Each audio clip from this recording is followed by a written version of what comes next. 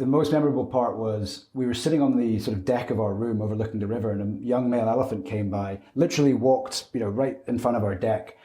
And Beth was a bit like, "Oh, is this okay?" I said, "Yeah, it's fine. They know the elephants they know the camp." And then its trunk came out and it sort of sniffed into, towards our faces, and it sniffed us to kind of identify, okay, who are these two people here?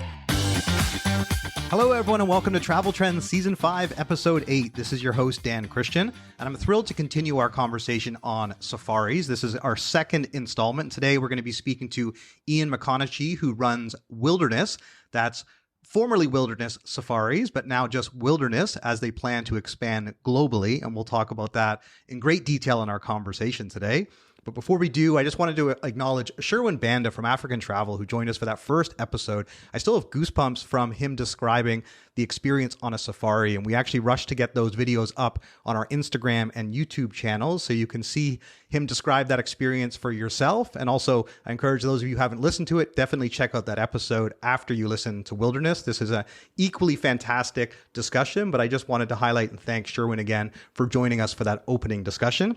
I also wanted to acknowledge Cloud Safaris, who has been our sponsor for this series. Josh and his team of developers/agents, they're building an AI-led platform for B2B partners to make it much more efficient for them to book African safaris. They're started in East Africa. They're going to expand quickly. It's a very smart and talented team. And interestingly, his uncle is actually going to be on our next episode because it's been a family business for over 50 years.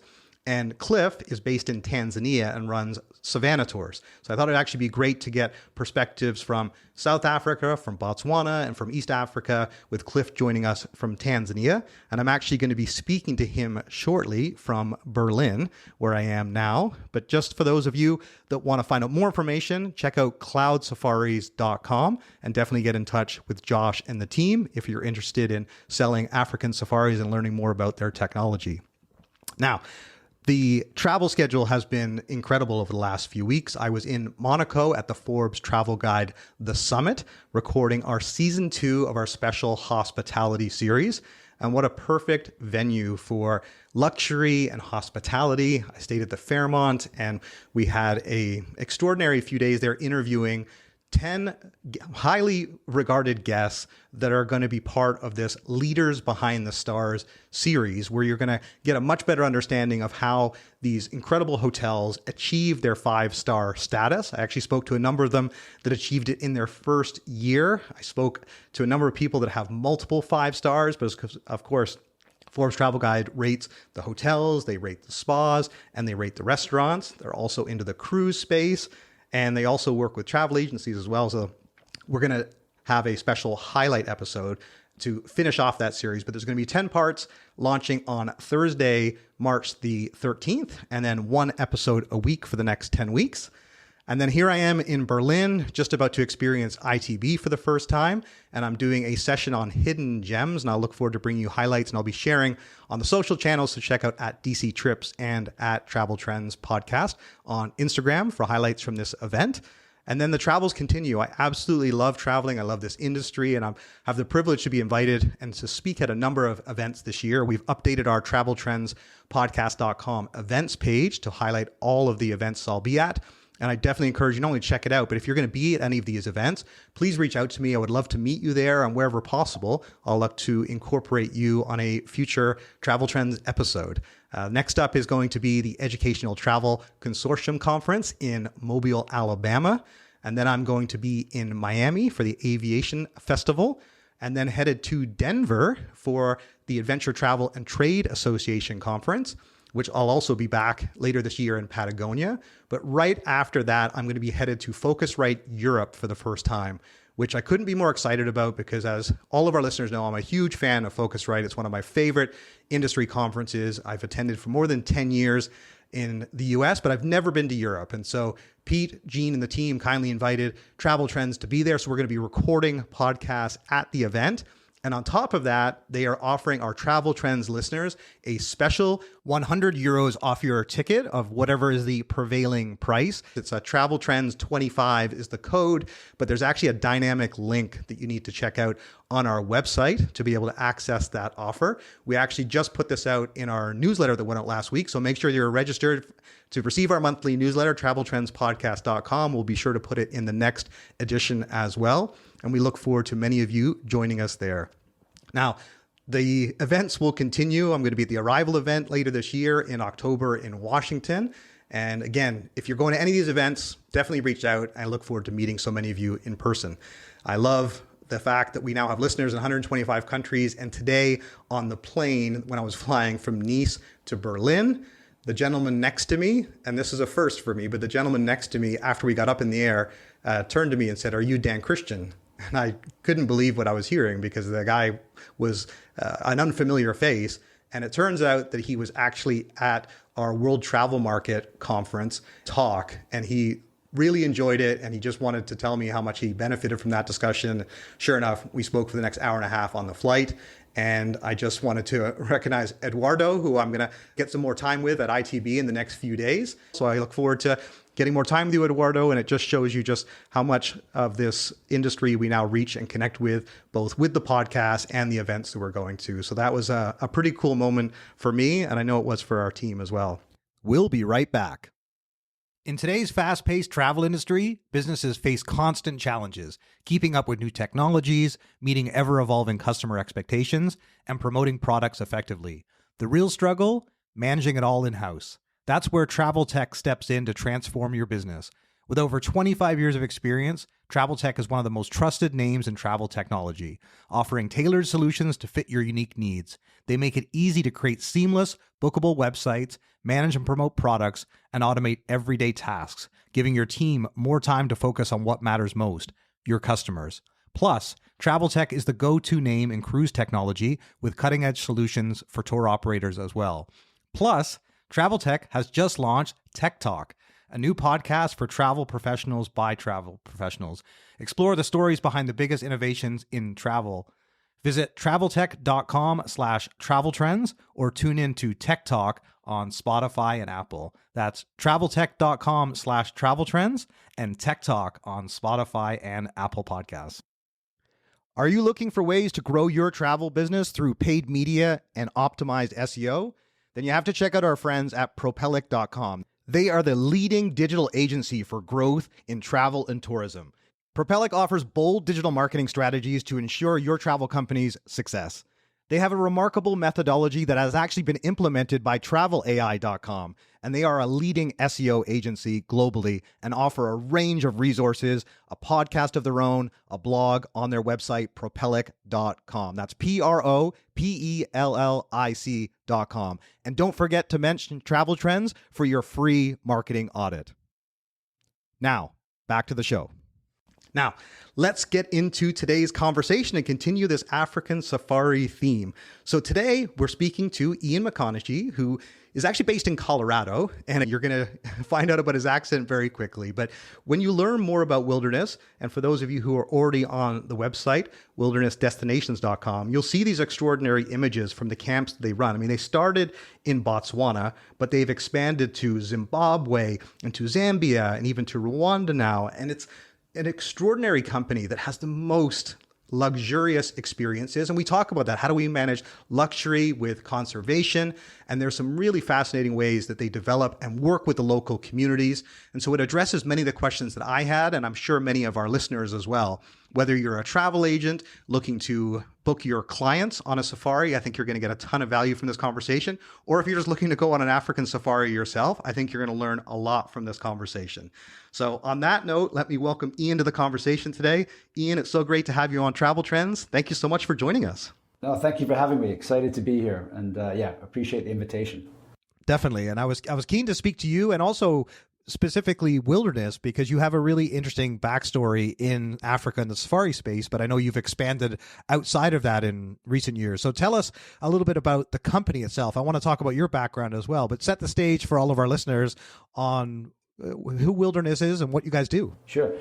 So Wilderness, we've been around for just over 40 years. So 1983 is when we started. So we've got a pretty long history in the sort of, I guess, the safari industry and the safari game. And we've grown from our sort of humble beginnings in Botswana in the Okavango Delta That's where it all kicked off. And we're now across 8 countries in Africa, Eastern and Southern Africa, as the kind of areas we're talking about. Those sort of traditional areas that people think about when they think about safari, and and cultural parts too as well. These big, beautiful landscapes and ecosystems, and that's very much about what wilderness is about. We did recently, I think, for some listeners, they may think, "Oh, are you wilderness safaris?" And yes, we were called wilderness safaris until a couple of years ago. Our successful sort of ecotourism model, which I'm sure we'll get into in a lot more detail as the podcast goes on, is we're looking to take that abroad and take that other places in the world. And that's because local governments, communities see the way we've done things and the success there, and other operators have done it as well. And so safaris, the word, has such a connotation with Africa. We decided when we rebranded that actually we would just become wilderness, and that gives a more sort of global feel rather than being specific to Africa. So still very much African focus at the moment. More to come, hopefully, in the next year or two. We're kind of yet to make any big formal announcements, but there's no secret that we are looking in other parts of the world and to take this kind of, say, successful ecotourism model elsewhere. Yeah, it's great. That's certainly how I knew your brand over many years, and Wilderness Safaris. And when we got a chance to meet several months ago in Vegas at the Virtuoso Conference, and I was certainly impressed with you and the team, and we had a nice discussion there. So I wanted you to be a part of this series because I got to understand a bit more about your business and how it's grown and evolved. And you guys were giving me your business cards and saying, "Yeah, no, we're Wilderness." I'm like, "Are you guys Wilderness Safaris?" "Yeah, we used to be Wilderness Safaris." But let's talk about your background, and then we'll get back into Wilderness, because you have been in the travel industry for many years. You worked at Audley Travel, you were at Cicada, and you've been with Wilderness now for a couple of years. Tell us a little bit about how you got into this space, because you also have a unique accent. I think our listeners need to help. I think you'll need to help them work it out. Is it Scottish? Is it English? Is it American? Is it South African? So yeah, tell everyone a little bit about your personal background, your accent, and also how you got into the tourism space. Sure. Well, the accent's probably the quickest and easiest one to explain. I was fortunate as a child to live, having been born in England, lived in the States, and then also actually lived in Geneva, Switzerland, where it was a very multicultural background. But I had an American accent. Then we moved back to England, and I kind of got more of an English accent. And then my parents are from Scotland, so we went back to Scotland when I was 14. And so all three kind of come together, and just depending on where I am or who I'm speaking to, I think impacts subconsciously what comes out more. If I'm back in Scotland, most people probably wouldn't understand what I was saying because that Scottish brogue comes out. So, and that's for me personally, that experience traveling abroad and getting to live abroad always made travel an interesting option for me. And as you say, yeah, I worked for a few travel agencies before joining Wilderness. Actually, before that was a corporate lawyer. I got into law school and trained as a lawyer in London. And then I was lucky enough to go gorilla trekking and realized that actually my passion for wildlife and conservation could be combined with my other passion, travel. And I just had that kind of classic epiphany of, well, let's go and actually follow what you're interested in. And that's where I then joined Audley Travel, specialized in Africa there, specifically Namibia, Zimbabwe, and Botswana. And then I joined Jakarta Travel, which is part of Wilderness, and branched out and covered all of Eastern and Southern Africa as an agent. So got to learn all the logistics, all the camps, all the locations. And Wilderness throughout stood out for me. And it was a long held ambition to work for them. And then, yeah, joined 2 years ago and loving it. That's fantastic. And it is such an impressive brand that I think that many travelers or people working in the travel industry have a strong affinity for, especially given the number of camps that you operate. And that's sort of how I knew Wilderness Safaris over the years being in the industry. And I'm glad you abandoned the law industry to pursue your passion and being in travel. So it's helpful for us and all of our listeners because you have unique knowledge on about the continent and some of the places you've spent time. So let's get into that now, because you have an expertise in safaris, even though you work for a company now that is more than safaris. But let's talk about the safaris and where Wilderness started. So give us a bit more context to the camps and the destinations that you operate and the types of trips that you have created over the years. Yeah. So as I say, we started in Botswana 40 years ago in the Okavango Delta, and that's kind of in many ways still home base. Most of our camps are in the Okavango Delta, the Nyanti region. But we now operate some of the leading camps in Namibia, Zimbabwe, Zambia, Rwanda, Kenya, and Tanzania. And I think a key thing for Wilderness and what's been our success, and I'm sure I mean, I wasn't there 40 years ago, so I can't say for sure, but it was that early first mover. We identified these areas that were incredible wildlife viewing areas, and we decided to stick with that. And that's kind of really what's held us in good stead and made our camps special. And I'll talk about the camps themselves in a second, but what's really first and foremost of importance to us is what's outside the camp. These incredible, beautiful, amazing ecosystems that are often still pristine. And that's our mission, is to bring people to these areas to share them, but to help protect them. And that's also working with the local communities. A big part we'll touch upon as well as our impact work.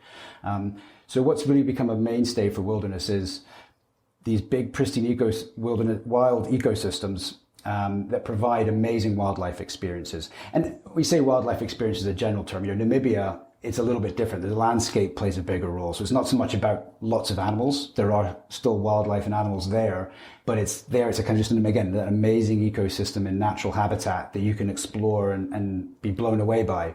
And then you add to that these incredible camps that we've developed and built over 40 years. And we literally started with a little basic tent 40 years ago. And now we have some of the most, incredible, luxurious camps, but it's still about where you're located.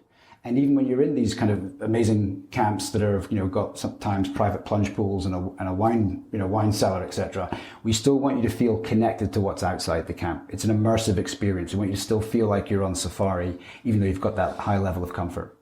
Yeah, what's interesting for me is that camp experience, because one of the things I'm keen to know is that what ultimately makes a wilderness safari unique from other considerations that might be out there. We had my good friend Sherwin Banda from African Travel joined us for the first episode of the series, and it was a great interview as well. And he was discussing some of the key attributes about African Travel being one of the largest in the U.S., but they don't operate their own camps. Obviously, they connect you to local providers. But in your instance, this is where you guys actually started with the camps, and it's so you control the experience of the actual safari. So tell us a bit more about what you see as really unique. But I guess part of the reason you decided to join the company or take on this role of what are the real key factors that makes wilderness such a unique safari experience? As I mentioned, the location of the camp first and foremost. It's about being in these areas where often you're away from other tourists and visitors, so we don't tend to be in sort of national parks where there's lots of people around, and that can slightly diminish the experience. So to say it's that immersive experience of being in the wild. It's a camp location first and foremost. And then the camps themselves are some of the best camps in Africa in terms of the, what you call it, amenities or the facilities that they have. And where we maybe distinguish ourselves or look to sort of be different from some of our competitors is, while you're still in that 5-6 star luxury, we still want you to feel connected to what's outside the camp. We don't want you to feel like you're in a lodge that could be anywhere in the world. So it's that balance of, yes, it's an amazing camp experience, but you're still feeling that wilderness and that wild and that ecosystem that's outside of you. And then the final point there, I think, to really emphasize, and the main reason I joined Wilderness was our impact work. I can say this having been an agent who dealt with lots of operators, and there's lots of great work that is done across the industry, but Wilderness is very much at the forefront, if not the leader in this area. We have 30 members of staff, full-time, solely focused on what we call impact. And their job is, it's not about selling or doing anything, it's about research, working with local communities, supporting local communities, local government, NGOs, and the work that goes into protecting these areas. It's not just about you stick a camp in a wild area and great, it's going to get protected. No, you need to engage with the local people that are in these areas to ensure that there's all these other benefits and that they feel ownership of that area too, and then it makes it a success. We'll be right back. Have you dreamed of seeing the Big Five up close or immersing yourself in the culture and beauty of Africa? With Colette, your dream safari is closer than you think. Since 1993, Colette has been crafting unforgettable safari experiences, ensuring every detail is expertly designed. From game drives and breathtaking water activities to meeting locals in their own communities, Colette safaris go way beyond just wildlife.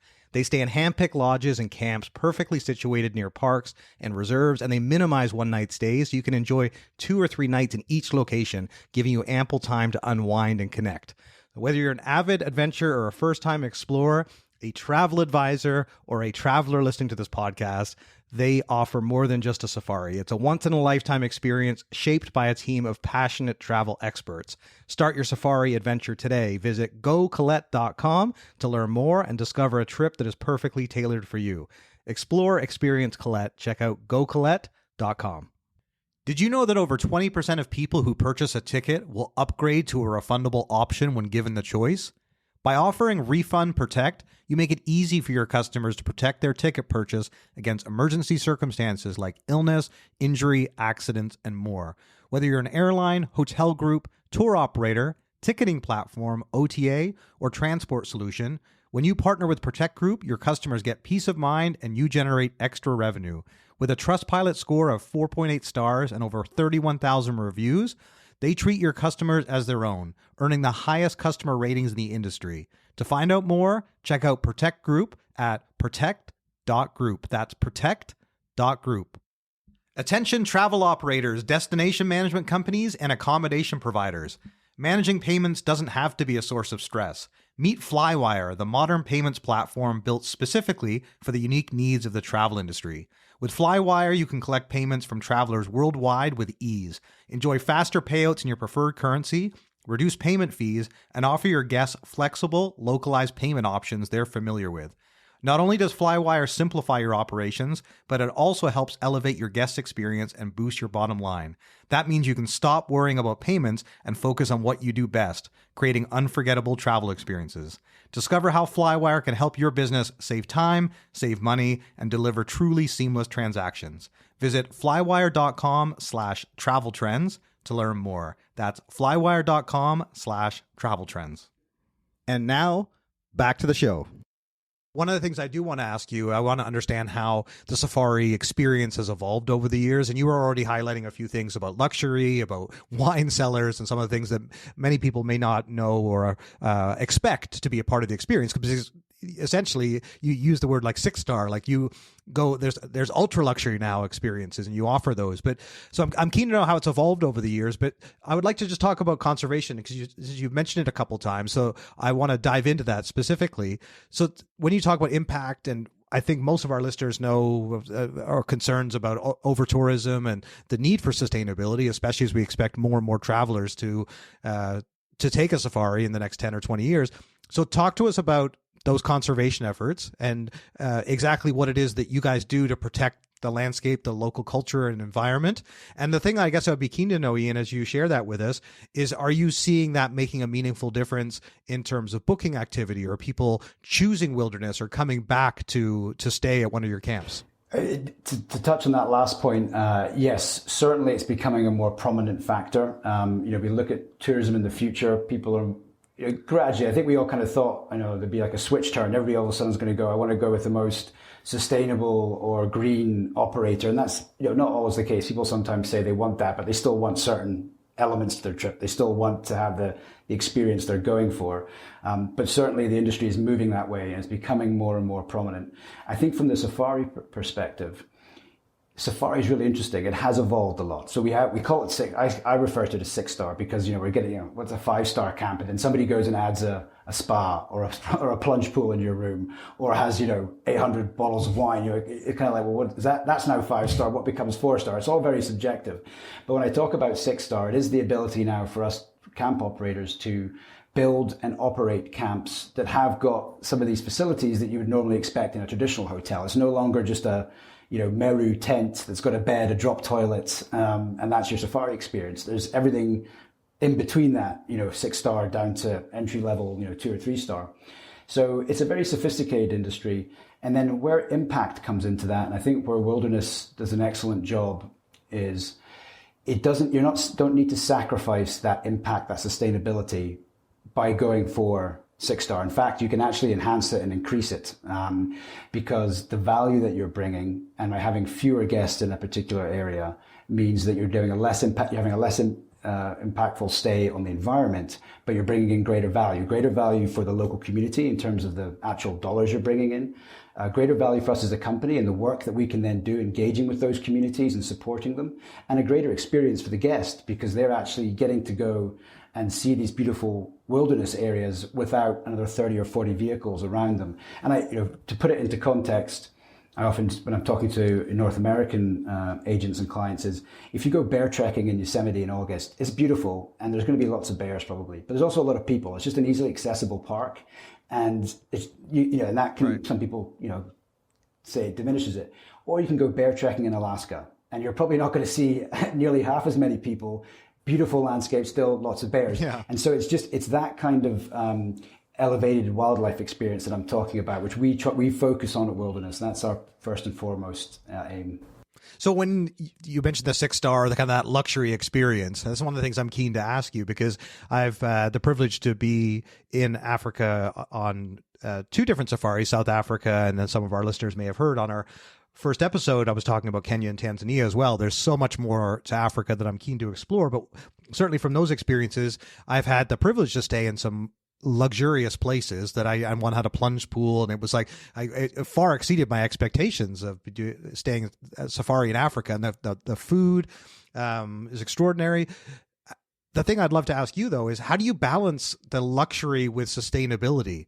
I'm sure that has to be a tricky thing to navigate. So, you have these clients that are coming there, and so some of the things that are luxurious are not necessarily the most sustainable. So how do you balance that as an organization with that impact being such a big focus for the organization? Yeah, no, excellent question. And we ourselves, Wilderness, have a very robust internal, we call it GEMS, which I forget what that acronym stands for, but it's an internal assessment that we have for all of our camps. And we produce annual impact reports to actually track and then set goals. So we've actually got measurable targets. In terms of the actual practical stuff, there's a variety of ways. So a lot of our camps, particularly in Southern Africa, Namibia, Botswana, there's a lot of sun, so they're solar powered. There is a backup generator, but we use solar as a sort of first starting point. We do a lot of water recycling and the use of grey water, whether that's for watering plants, vegetables, etc. We do that. Water treatment for reforestation projects, then you can also use the water there. We've got things like worm farms in some place, and they're producing a very rich, nutritious liquid that can then be used again in a reforesting project. And then I guess the materials we use in the camp, and this is the 40 years of experience come in, are often natural woods. We tend not to put in concrete foundations. So I would say for the majority, if not all our camps, you can take the camp down, and within 12 to 18 months, you never know it'd been there. So there's a lot of, technical elements that go into actually building and designing a camp. And over 40 years, we've brought in these sort of impactful, sustainable methods that we use. And then there's the projects that we support as well in and around the camps in those areas with the communities. And that takes many forms, whether it's mitigating lion cattle conflict, whether it's supporting farming techniques and protecting crops from elephants. And there's lots of cool, interesting ones which we can delve into if that's of interest. But it's the main overarching thing is it's not a one size fits all. So what we do in Namibia differs to say what we do in Botswana slightly. There might be some common themes, for example, solar, but even what we do within Namibia might vary from camp to camp, region to region in terms of the work that we're doing. Well, let's talk about those different regions, because actually I think that would be helpful to our audience. And this is something that I was keen in each of these discussions to get leaders in this space, their perspective on why you would travel to different regions within Africa. And I'd love to hear your view on that, especially because, as you mentioned, you guys started with Botswana. And in this series, we have an expert in South Africa, an expert in Tanzania. And so you have, again, a unique perspective and having spent time in Namibia. So talk to us, if you wouldn't mind, just give us a bit of a high-level overview of the safari experiences that you can have in those different areas, because obviously you have different migration patterns and different flora and fauna that you might expect to see. But yeah, if someone's coming to you, Iain, and saying, I want to go to Africa on a safari, obviously you're going to have to kind of guide them in certain different directions. So yeah, give us a bit of an overview of how you do that and why you'd recommend certain destinations over others. Sure. I mean, the first question I would always start with is when somebody asks me, like, where should I go? I say to them, kind of flip it back. When I say to them, when you're picturing being on holiday or safari in Africa, what are you picturing? Because there is actually many different aspects to Africa, and particularly even within safari and the different landscapes and ecosystems. More often than not, they are thinking about the open grasslands of East Africa, Kenya and Tanzania, and that's usually a good starting point. They're certainly two of the most popular safari destinations and have been since the safari sort of industry started 40 or 50 years ago. So in East Africa, Kenya, Tanzania, you have got the Masai Mara, Serengeti. What we've often seen on the wildlife documentaries, the Great Migration you mentioned happens primarily in the Serengeti, but moves up to the Masai Mara. And that's usually a good starting point. And people are like, yes, that's of interest. But it's often important to kind of scratch below that and say, well, there can be a lot of vehicles. These are national parks. Certain times of year are busy. There is seasonality that goes into it. And that's when you kind of get into some of the other areas. And I would say, along with the Serengeti and Masai Mara as kind of the A-list, locations, the Okavango Delta in Botswana is the other one where you've got huge numbers of animals. It's a pristine ecosystem, quite a unique ecosystem, and it's different to the open grasslands of East Africa. It's a inland delta. It floods for 4 or 5 months of the year, which draws in all this wildlife. It brings in water activities, so going out on boats and mokoros if they want a bit of variety in their safari experience. Some people have heard about the gorillas, and so the gorillas is up in East Africa as well, Rwanda and Uganda, and that combines then well with Kenya and Tanzania. And then, Zambia, Zimbabwe are still they're kind of in many ways overlooked because they're not as well known, but they're also excellent safari locations. And again, for the big five and the variety of animals that people want to go and see, they can be more off the beaten path. Less people say, actually, I want to get away from the crowds. I want to have less people around. Then again, Zambia and Zimbabwe can give you something different and feel like you're a bit more off the beaten path. Namibia is like a different planet. I mean, it's so different to the rest of the countries. It's kind of odd. There's just this country that's primarily a desert. And so often that's a kind of second visit to Africa because there's not as much wildlife.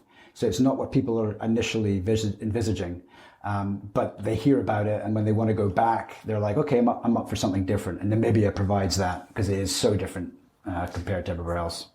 So Namibia obviously sounds like maybe it's one of those underrated or a second time you go, but is there any of those new destinations or I guess where you have new camps? Because Botswana for me is literally next on my list of destinations I'd love to go to in Africa. And so many people have told me that you have to go to Botswana. But as you said, Eastern Africa is often first, or South Africa. And that's exactly what I've done. So I guess what I'd like to know is what would be an underrated safari destination or a new emerging destination? Rwanda seems to be one that stands out to me. And obviously you mentioned you have a camp there as well. So yeah, what would be the ones for those people who are listening to this that have, like me, had a couple of experiences already that would be a new emerging or underrated safari destination? Yeah.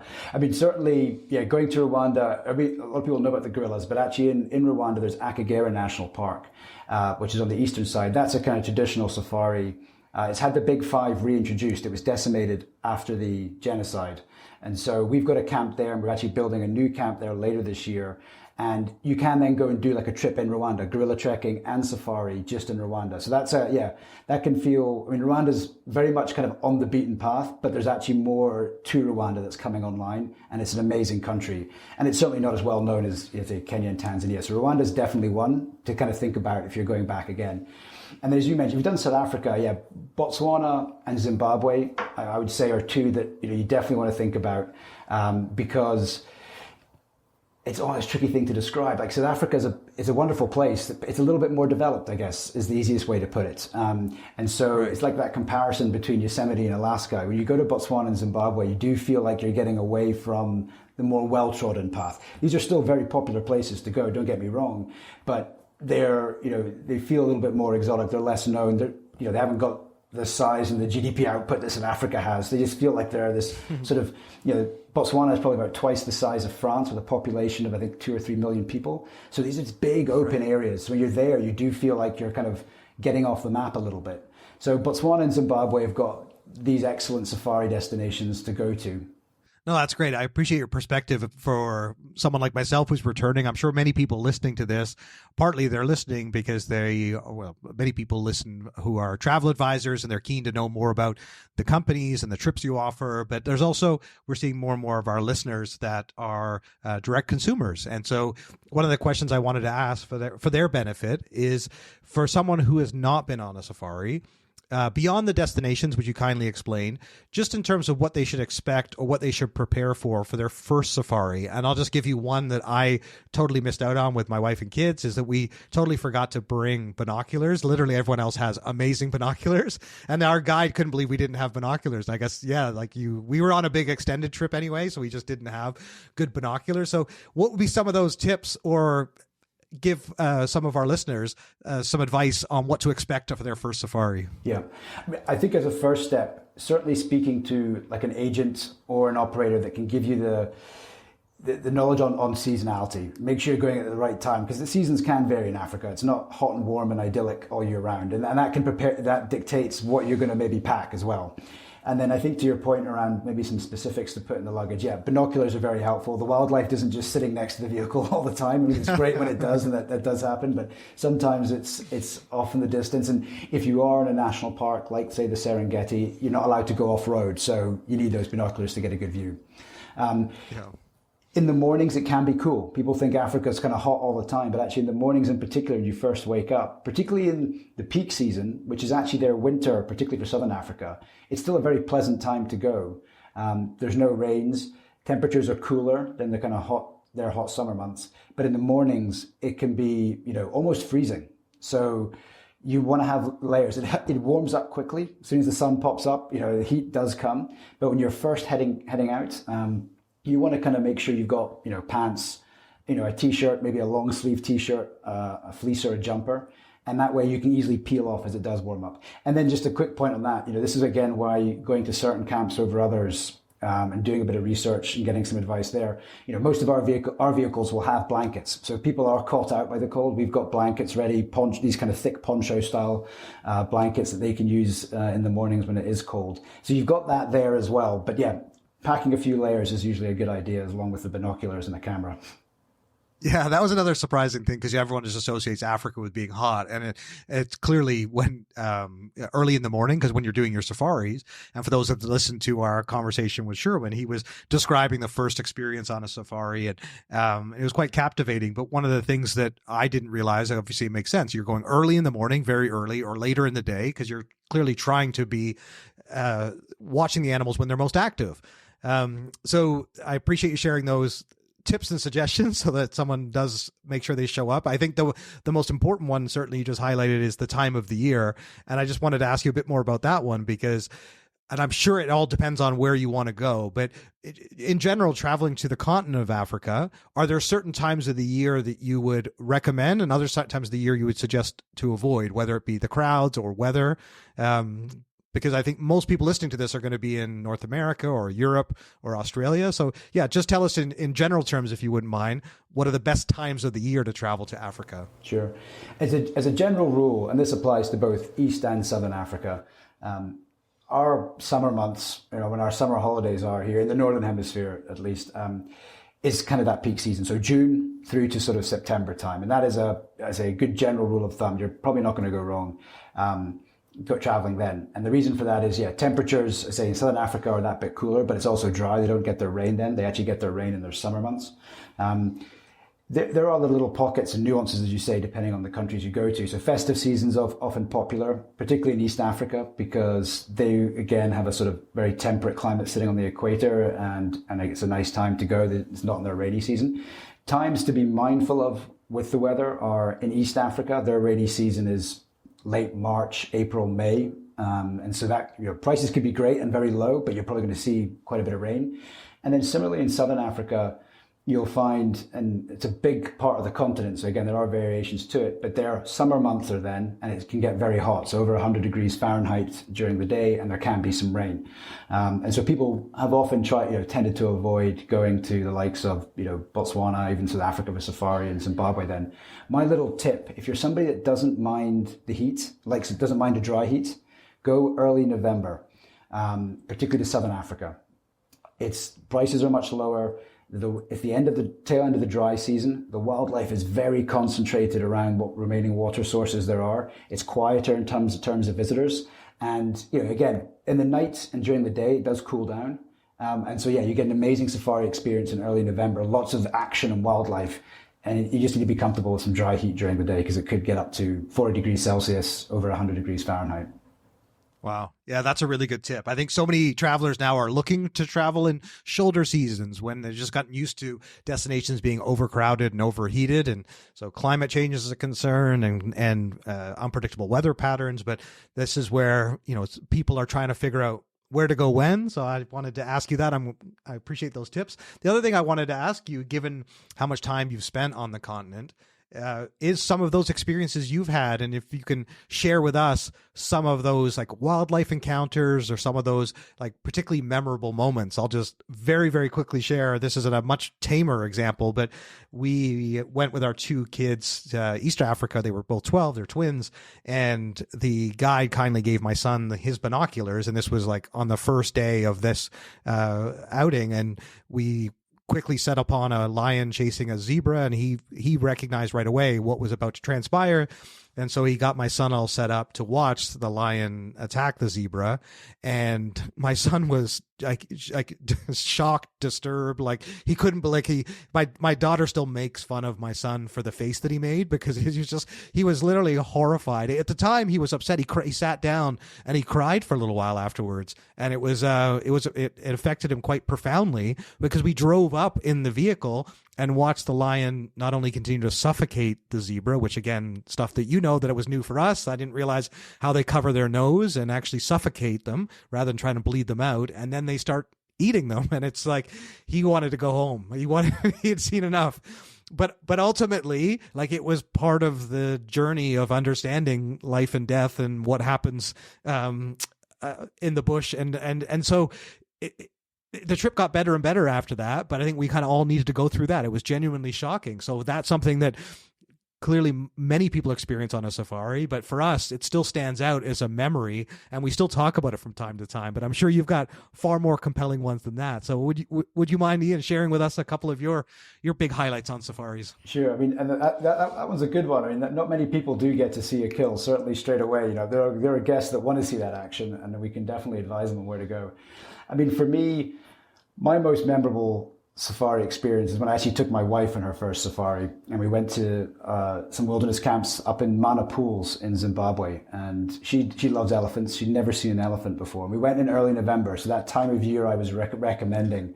And because it was such a dry time, everything's drawn to the Zambezi River, which Mana Pools sits on, and it's got big floodplains, and so you can see these big herds of elephant. They literally wander through camp. And we'd arrived on the first day. We'd seen some lion trying to hunt about some buffalo, but they were juvenile lions, so they couldn't quite do it. So the buffalo were like pushing the lions off. And it was amazing because Beth was thinking, well, don't the lions always win? And I was like, no, they don't actually. It was so fascinating when somebody's seeing stuff for the first time and kind of realizing that things are on a knife edge for wildlife when they're there. But the most memorable part was we were sitting on the sort of deck of our room overlooking the river, and a young male elephant came by, literally walked, right in front of our deck. And Beth was a bit like, oh, is this okay? I said, yeah, it's fine. They know the elephants they know the camp. And then its trunk came out and it sort of sniffed into, towards our faces and sniffed us to kind of identify, okay, what are these two people here? And I said to Beth, well, let's move back, because I think what he wants are the seed pods on the roof of the deck. And sure enough, we just backed up a few feet, stood by the door of our tent, and he actually got up onto the deck, and his trunk, and I've got a little video of it, and with his trunk was sort of feeling up and poking through. And again, a bit like, you saw your son's face, probably slightly different to my wife's face, because she was just grinning ear to ear. She had this amazing experience with an elephant right there, feet away. We weren't even, out in a vehicle, just in the camp. And it was so memorable. Our daughter's middle name is actually Mana now. I wanted her to be called Mana as her first name, but my wife said, oh, that's sweet. Yeah, so we named her middle name's Mana after Mana Pools, where we had our first safari experience together. So that's a special place. Mana Pools is one of these national parks that's not as well known as the others, but can still provides an amazing safari experience. And yeah, a lot of it's to do with wildlife being close, and that's the key thing, I think, as well, from both wilderness, but also people that are listening and thinking, well, which camps do I choose? And choosing the right camp and going with the right operator allows you to get to these wild places, but be close to the wildlife safely, and to do it in a way that gives you these kind of, these elevated wildlife encounters, rather than just sort of sitting in a vehicle in a national park with 40 vehicles, surrounding a rhino or a lion. You can be sitting in camp and the wildlife is literally just walking right in front of you. And it's incredible to think that you're just sitting there and these places exist and animals are moving that freely and wildly. It's a very special feeling. Yeah, for sure. My daughter would still sing the Circle of Life song to my son every time it took on a whole new meaning after that moment. But yeah, it stayed with us. But it really really was, as you described. I mean, I think I was saying this to Sherwin, is like, going and Lucille, who ran Lion World for many years and another major figure in the industry, was one of the main reasons I traveled to Africa. And she had highlighted to me that, wait till you just experience a day in the bush, and it's like the sight, the smells, like everything, and it really is quite profound. This is something for me that I was like, it's written on our DNA. Like, it just, you're taken back, and it's something to be experienced. And even if someone tells you that, it's not until you get there yourself that you actually have that experience. So I think it's very much a journey that everyone needs to go on. We'll be right back. Hey, travel publishers and content creators. If you're searching for a fresh way to boost your revenue, then look no further than our friends at Stay22. Their AI-powered solutions work seamlessly in the background, adding an extra stream of revenue without altering any of your site's setup. In 2024 alone, their tools have powered more than 2 billion pages and helped their partners generate more than $500 million in GMV. It's time for you to join successful partner programs like Matador Network and Weatherbug and elevate your earnings today. Just go to stay22.com/travel trends and you'll get details on an exclusive offer just for Travel Trends listeners. That's stay22.com/travel trends. Hey travelers, are you looking to book your next adventure? Then you have to meet our good friends at Flight Centre, the travel-obsessed experts ready to make your next dream trip a reality. For over 40 years, they've been opening up the world to travelers from the UK, Australia, New Zealand, and now Flight Centre Canada is celebrating an incredible milestone: 30 years of helping Canadians explore the globe. From their first store in Vancouver in 1995 to becoming the official travel agency partner of the Toronto Raptors this year, they've been at the forefront of delivering travel experiences. At Flight Centre, travel is more than a passion. It's their expertise. From flights and accommodations to cruises and tours and even business travel, they handle it all. Whether it's crafting a tailor-made trip or tackling group bookings, they've got you covered. Plus, with exclusive perks like their new Bundle and Save, $500 on tour and cruise packages, there's never been a better time to plan your getaway. From the smallest getaways to the biggest bucket list trips, your travel goals are just a call or a click away. Visit flightcentre.ca/travel trends to explore the latest deals, learn about emerging travel trends, and start planning your next trip. Our longtime listeners will be very familiar with TravelAI.com, one of our sponsors from the very beginning. They've sponsored the last 2 seasons and also our AI Summit. You might actually remember they were recently featured in Season 4, the 2 co-founders, John Leotier and Chris Jensen, live from Focusrite, where they shared how their innovative use of AI is reshaping the travel industry. If you missed it, we highly recommend going back to hear their inspiring story of building one of the fastest growing, profitable AI companies in travel, entirely bootstrapped. Travel AI is revolutionizing the industry by blending AI-powered efficiency with personalized, human-centered travel experiences. From micro-segmentation to tailored travel solutions, their mission is to enhance every traveler's journey while setting the pace for travel's future. Here's how you can join the exciting mission. If you or someone you know in tech or AI is looking for a new career that combines innovation and impact, then head to travelai.com or follow them on LinkedIn to explore more opportunities. They are growing fast. Thanks again for your continued support. And now, back to the show. A few things that you mentioned I wanted to pick up on that I really found interesting. And one of them was about the local communities. And so clearly we're often thinking of sustainability efforts as regards to the animals and the wildlife. And clearly that's a challenge unto itself. And I'm sure you have other challenges around, poachers but I actually just wanted to ask about the local communities. You mentioned the Masai Mara. How do you actually make sure that you are supporting local communities and finding the best way as you're building out these camps that, there's a role for them to play, there's opportunities for them? How do you? That's something I'm not very familiar with. So tell us a little bit about that, because I know on people's holidays, connecting with other people is such an important part. Wildlife is obviously the main driver, but yeah, tell us how you work with local communities.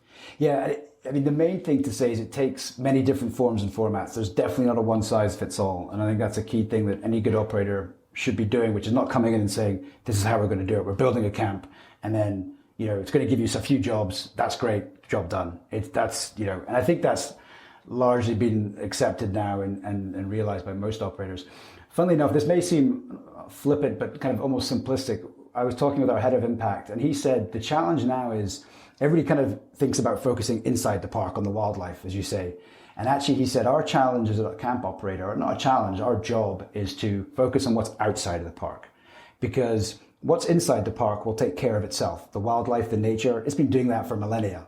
If we focus on what's outside of the park, the people and the communities and working with them and engaging with them, and I think most importantly, making them feel like they've got a sense of ownership and they're participating in it, then we will see real progress being made. Because that's where that challenge is. The big challenge within the safari industry, I think wild areas generally, is that encroachment and that loss of biodiversity as the population grows. And it's a challenge. So our focus in working with those communities is what does that local community actually want and need? And to give a good example, I say it varies from camp to camp and location to location, is in Botswana, we are on a community conservancy called Vumbra. So the community, 5 villages, own this community conservancy, and we're allowed to operate 2 camps there. And this is about the size of Manhattan. It's a big, big area. And we pay them, as a starting point, we pay them rent, a very good, market high rent that they can, use and develop their community with. But again, people think, well, that's it, job done. No, it's actually, we want them to still feel ownership. And we noticed that there was a conflict between them having cattle and then lions being on the area, on the conservancy. And rather than kind of, do nothing about it and just say you shouldn't kill the lions, because the lions would attack their cattle, kill the cattle, and they would retaliate because the cattle's their livelihood. They would poison the carcasses. It would kill the lions as well as other wildlife. So our job then at that point is to figure out, okay, well, how can we mitigate this? And actually, it's not just for us to do. The way we do it is we actually support an NGO that works with the local community. And we provide funding for lion collars, and they collar the lions, the NGO, and then they've empowered the community. They've got little radars, and when lions come into the area, it goes beep, beep, beep. And we've got about 250 people that have alert systems, and through their extended households, it reaches about 1,500 people in that area. So they know when lions are coming into the area. They can then go in and notify their rangers that are looking after their cattle. They can bring them together. And at night, the NGO has set up what are called bombers. So it's just a circular area that's fenced, and they can bring the cattle in there at night when lions are most active. They're safe and protected, and there's lots of spin-off benefits. Because the cattle are kept together, it makes it easier to provide them with medicine, keep the cattle health up. That means they actually get a better price for their beef. So there's all these spin-off things to us helping support a project, not just wilderness on its own, but us working with an NGO and the local community to find a way to mitigate this particular issue. And we've seen, and I mentioned earlier about us actually having measurements. We don't just do this and go, yeah, we think it's working. We track and monitor this. We've doubled the lion population in that area, and we've not had a lost cow or member of the cattle community for I think 5 years now. And similarly, we've not had a lion that's been attacked or killed in retaliation for 5 years. So a really big success project. And there's lots of spin-offs to it, which we're happy to go into. But that's a kind of great example of us working with the local community, listening to them. What's the issue that they have? Beyond us just paying rent, and then also who else do we work with? Is it local government? Is it an NGO? Is it certain community members? That's a really key thing I think now for camp operators, is to kind of go in with an open mind rather than this is how conservation should be across the continent. Yeah, it's one of the struggles I've always had with an all-inclusive holiday, which we've never done as a family. It's not been our style of travel. We came close to one last year, and it had exactly the feel that I don't like about traveling, where you're cut off from the local community because there's such a disparity in wealth, for example. So you're staying at a resort and you're totally separated. And obviously that's something that travelers have to be that much more conscientious of in Africa. And when you actually get the experience to connect with local culture, because obviously you highlighted some great examples there of how you need to kind of live in harmony with and for the benefit of the wildlife, but also, in terms of commerce and trade and opportunity, that, you're creating opportunities for locals in many ways to become guides, to work at these camps and to create, well-paying jobs and good opportunities for them. But one of the things I was keen to know, because this was something I didn't anticipate, but after we had our day on safari, we had this, incredible meal, then we would get, a cultural performance like dancing, and it was like you'd actually get to learn more about the local culture, and I loved that for myself because again that's that like human connection. So would you mind sharing with some of the maybe special cultural experiences that guests might be able to take part on in any one of your camps or safaris? Yeah, Oh, we've got, yeah, in Namibia, there's lots. The Maraland camp, the camp is actually part of the community conservancy. So again, the community own the land, but all the staff are from the local community, and it's a way of the community diversifying their income, farming and other methods as well. So the camp, and that's true actually for pretty much, we've got 96% of our staff are from the local community, or at least the country the camp is in, because some of these areas there's very few people anyway, so we have to look a little further afield.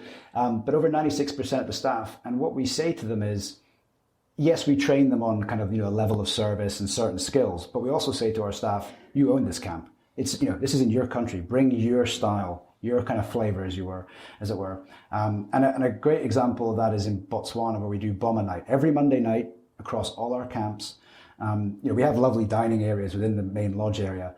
But on Monday nights, there's an area we always have just next to the main area on sand, on the ground. It's kind of wooden sort of logs making a fence around it. And it's called the Boma. And actually Setswana communities have that's where they meet. They meet at the Boma for their community, meetings, for their celebrations, for their mornings.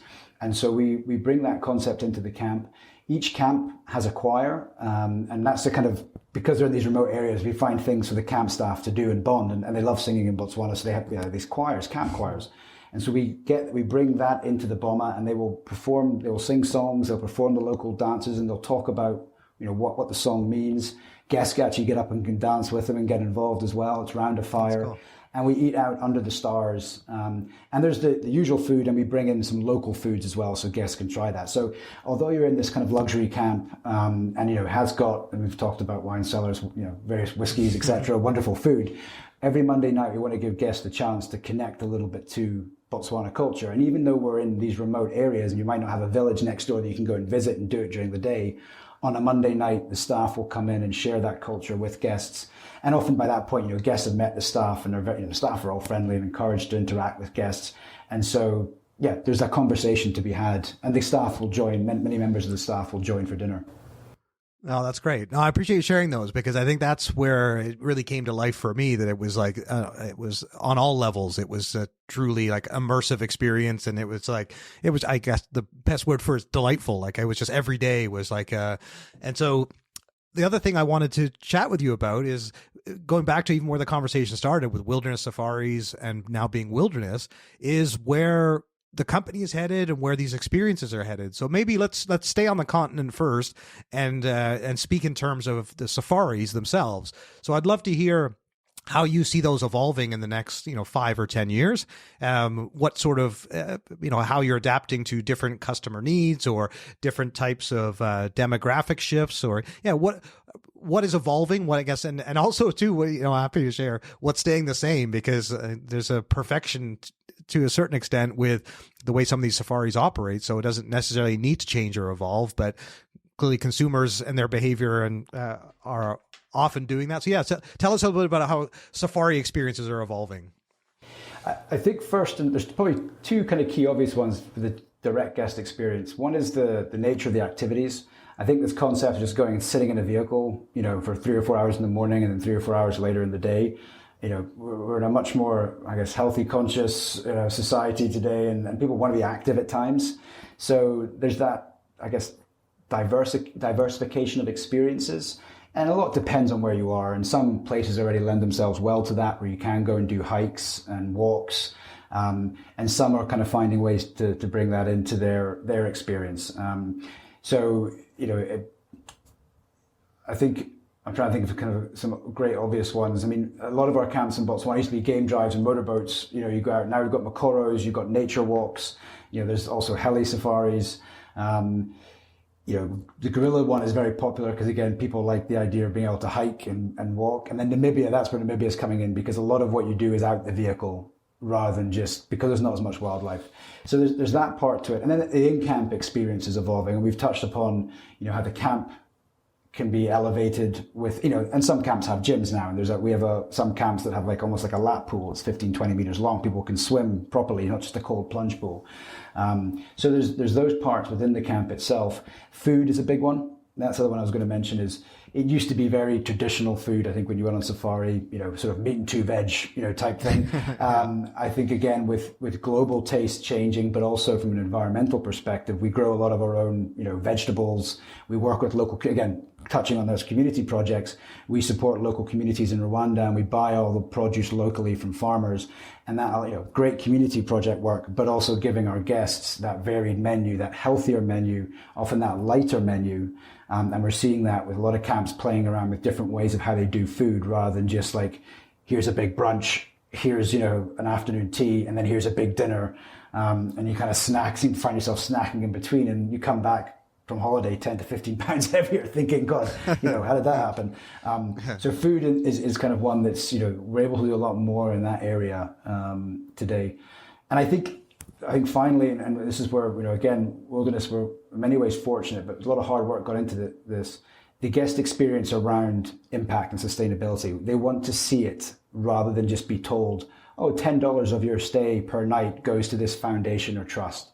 They're like, some are just skeptical because, everybody's worried about greenwashing, but more importantly, people are interested and they're like, I want to go and see that. So that project I mentioned in Botswana with the lion cattle conflict, what I should have mentioned really at the beginning was we've made that an excursion. Guests can do a cool heli safari out to that project to visit the community, visit the NGO team member and the local community rangers that are looking after the cattle. They get a cool heli safari, but they get a chance to actually speak and engage in a meaningful way that's enlightening, rather than maybe just the traditional village visit where you kind of walk around and look and kind of feel a bit awkward and wave and go, hey, we're just looking at your school and we're looking at your house. This is an actual project that people are going, okay, cool, my money's going to support this and it's fascinating and these guys are engaging, and it's not me telling them about it, it's the NGO member and the local community members that are telling them about it. So that experience diversification is a really key thing in safari. Yeah, that's really interesting. And that certainly tracks with my experience and also some of the feedback I've been hearing, certainly about, the aging demographic, but they're more active than ever. And it was one of the things that I did pick up on our safari, but we were traveling with young kids, so we couldn't participate, but they were actually doing nature walks. But if your kids were under a certain age or under a certain weight, you don't want to get them risk getting carried away. So, but yeah, people were very much keen to be able to explore on their own, which is not something you would be comfortable with getting just out of the vehicle. And, But no, that makes total sense, and I think that's probably interesting for a lot of our listeners, especially travel advisors that are encouraging people to take these kind of trips. And if they hear something like, "Oh, you just spend all day like in the back of a vehicle," that might turn some people away. So, no, that's great. Now, you guys are expanding, so you've got this great brand and these incredible camps and a great legacy that clearly lends itself to expansion. But tell us a bit more about what does that mean for Wilderness as you now expand beyond Africa? Are you building camps in other places? Are you doing, how is the business going to evolve going forward? Yeah, I mean, it's worth mentioning there's still plenty to be done within the continent, and we are growing and expanding within Africa. We've got a new camp coming up in Rwanda, as I mentioned, and we're always looking for opportunities because these are big countries and big areas and a lot of work that needs to be done to protect them still. But yeah, looking abroad, there's nothing formally announced, but it's certainly, we talk about it. South America is, and particularly the Amazon is an area that we're looking at, and we are in a particular Pacific country already, I think fairly progressed. It's at that stage now where I think we're just figuring out the details about, okay, are we putting in one camp? Is it two camps? How do we operationally set this up before making like the actual, this is what we're doing? But we'll certainly be in Latin America in the next year or two. And that seems pretty far progressed. A lot of these things are way above my pay grade, so I don't want to give away too many secrets. But the Amazon's one, and there's also been talk about Southeast Asia. I think that's at a much earlier stage. There's lots of countries across the world are looking at how they develop their tourism offering, how they provide whatever the right term is, ecotourism, sustainable tourism, impact tourism. There is this more discerning traveler, a younger generation, as I mentioned, that wants to kind of understand more about what's going on in a particular wild area, what conservation efforts are there. And so there's countries always interested, and through our reputation, they've engaged with us. So I think there are discussions in Southeast Asia. I don't think there's anything clearly identified yet, but that's one area. Again, it's an area that's got incredible wildlife with orangutans, tigers, etc. and it needs help and support in terms of, okay, how can we protect these areas, but also, and this is where I think wilderness, why we get invited to the table, is how do we work with the local communities and make sure they feel involved and engaged and have that sense of ownership on it as well. Yeah, no, that sounds really exciting. Great for you and your career growth, but also it makes sense with the brand Wilderness Destinations, that you are staying true to the core of what your brand identity is, which is the camps, which is conservation, which is connecting with the local community, and so the places you're looking for. So that actually is reassuring for me to hear, and it very much is on brand. If you've got a core dedicated audience that loves traveling with wilderness to Africa, they would love to have that same opportunity in other parts of the world. Yeah, definitely. Yeah, and that's very much the kind of model is people. There is an element of people want to know that who they're traveling with is, whether it's tried and tested, is it putting their money where their mouth is, whatever the right expression is. They want that level of trust, and they want that level of experience as well. As I say, in wilderness, we're very much, I say, one of our USPs is all this kind of impact work and community work that we've talked about. We are very good, because we have 60 projects across the continent, we are very good at bringing it to the guest experience. I would say we're not perfect. We're very much, I speak with our head of impact about how do we bring this more into the guest experience, rather than it being this project, as I say, 50 miles away that we can't take you to, and you have to read about it in a pamphlet. Well, how can we take them to it? What can we do? Where are those areas where we can get guests more involved? And for wilderness, we're able to do that more easily than others because we've got so many projects and we've got these members of staff, and we've got, Children in the Wilderness is a wonderful organization that we've set up that engages thousands of kids across the continent, and people can go and see the eco clubs that are set up and participate and actually learn about it. So that's allowing us to go further afield and hopefully continue this good work in other parts of the world. Oh, very cool. Well, you certainly inspired me to take a wilderness trip in the future. I certainly hope I have the opportunity. And I know a lot of people take trips marking specific occasions, whether it be like retirements or graduations or honeymoons. And I was even seeing that on your website, because it's something that I learned in my time, certainly in the industry, is marketing to people at major milestone moments in their life, because that is when you are going to take a big trip, like going to take a safari. But yeah, I would love for you to leave everyone, Iain, if you would mind, with how to find out more information about wilderness, connect with you, and because I've so thoroughly enjoyed this conversation. But yeah, tell everyone how they can reach out or get more information about wilderness. Certainly, I think as a first step, if you work with an existing travel agent or a tour operator, by all that's usually reach out to them. There's a good chance they will know of us, or they'll be part of a consortium network that we are connected to. And then, I can then feedback what specific information they need. There's so much information, and that's often the challenge. And I try not to just dump everything onto to guests and clients at the same time. Reach out to that agent or travel tour operator that you know. But there is also our website, wildernessdestinations.com. And on there is, all our camps are there. There's information about our impact work. There's suggested itineraries. And you can reach out to us through that website as well. So they're kind of the two, I would say, most straightforward and easy methods. Awesome. That's great. Thank you, Iain. And just finishing off, tell us where you're headed next. I know you're heading back to Africa again soon. Is there any new destinations on your travel schedule for 2025? So I'm back in end of March, and it's great. I'm hosting a impact trip for some agents, and we're actually going to take some agents and show them, yes, our amazing camps and wildlife areas, but also some of the new projects we've got going. So I'm excited about that. That's going to be in Zimbabwe and Botswana, and then personally, I'm lining up hopefully a walking safari in Tanzania. And that's, to say, we've talked about that activity diversification. And we've got a great team in Tanzania that get access to certain parts of the Serengeti where you can go on foot. And that's being on foot out the vehicle, whether you do it for 2 or 3 hours or you do it as part of a multi-day trip, is well worth it. You mentioned it. You feel connected back to those primal roots. You're on foot. Everything on the ground, and there's a different feeling, and it's a very enlightening and warming feeling. So I'm looking forward to doing a walking safari later this year in Tanzania. Wow, that sounds amazing. Well, I look forward to following your journeys. I'll be sure to see if I can follow some of those on social media or just through Wilderness. But it's been a real pleasure meeting you, Iain, and getting to know you, and obviously spending the time having this conversation today. So safe travels, enjoy 2025, and I look forward to keeping in touch. Yeah, you too. Thank you again for having me on. It's been a real pleasure too. Thanks for joining us on the latest episode of Travel Trends. I hope you enjoyed our continuing discussion into the world of African safaris. I thought that this conversation with Iain McConachie from Wilderness was a perfect complement to our opening discussion with Sherwin Banda from African Travel. And next week, we're going to have Cliff D'Souza from Savannah Tours in Tanzania, highlighting an experience on the safari from his perspective as a ground operator. And then we're going to finish off with Josh from Cloud Safaris, who has kindly sponsored this series. And for those of you who are on the travel agency side or an OTA that is looking for technology to better sell African safaris, I definitely encourage you to check out cloudsafaris.com and learn more about their technology and their amazing team. Thanks again, Josh. And also, we post clips and highlights from every episode on our social channels, which are Instagram, YouTube, and LinkedIn. So check that out at Travel Trends Podcast. And then we also send out a monthly newsletter where we announced our winner with Flytographers photo shoot contest.